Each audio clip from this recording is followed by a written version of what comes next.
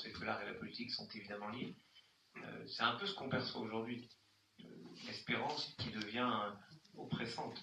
Moi, j'ai des gens, de manière tragique, qui me disent: est-ce que c'est normal qu'on soit protégé par des militaires dans les synagogues et les lieux de culte et les centres communautaires? Et je leur dis: oui, mais s'il n'y avait pas les militaires, vous hurleriez en disant: comment se fait-il qu'il n'y ait pas de militaires? Donc on voit que la présence de ces militaires est à la fois oppressante pour certains et elle est vitale. Alors le fait, elle est vitale. C'est exactement le principe du golem. Ce qui est, je trouve, très joli, c'est de faire travailler des jeunes pour voir que, en fait, la représentation qu'ils ont réalisée, ce sont des visages différents. C'est jamais un seul visage. Et en fait, on voit que le visage en hébreu se dit panim. Panim, c'est au pluriel. Un visage, panim, c'est déjà un pluriel.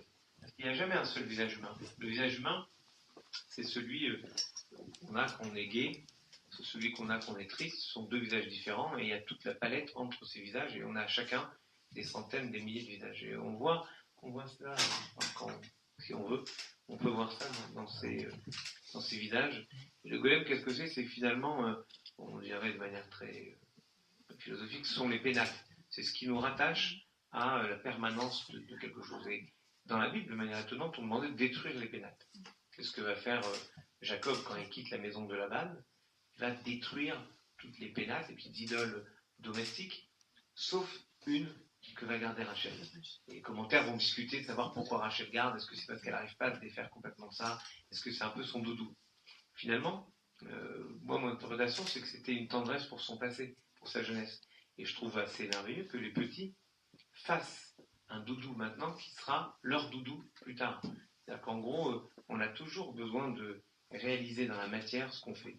Et puisque je parle d'idole, je voudrais conclure en vous disant que il y a quelque chose de merveilleux dans l'art, c'est qu'avec les mêmes éléments, avec la même volonté, on fait sortir quelque chose toujours différent. Et la même personne peut faire sortir des choses différentes à un moment de sa vie ou à un autre moment de sa vie. Le Talmud dit une chose magnifique, il dit: quelle est la plus grande idolâtrie? Quelle est la plus grande idolâtrie? Ah, c'est un truc merveilleux. C'est l'idolâtrie de Mercury,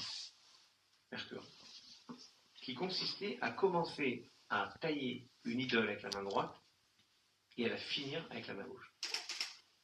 Alors, la main droite, c'est l'élan, la volonté. Alors, s'il est gaucher, oui, alors, s'il est gaucher, c'est à inverser, mais il y avait une qui pouvait poser la question, évidemment, c'est elle.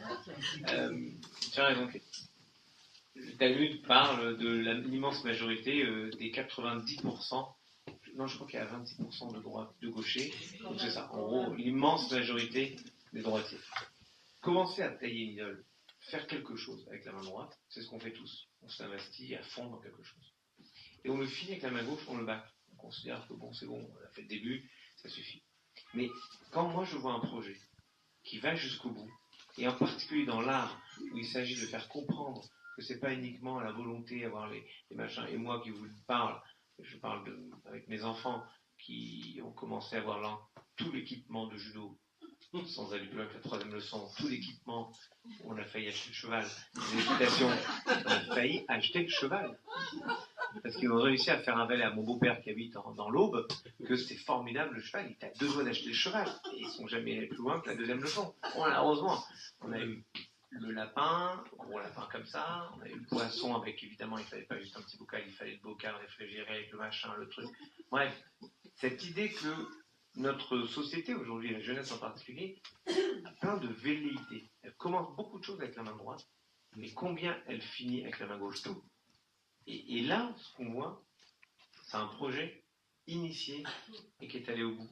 Et c'est peut-être la plus belle et plus grande des choses. C'est que les enfants qui sont confiés à l'osé sont des enfants qui ont parfois perdu confiance en eux parce que la vie a été difficile avec eux.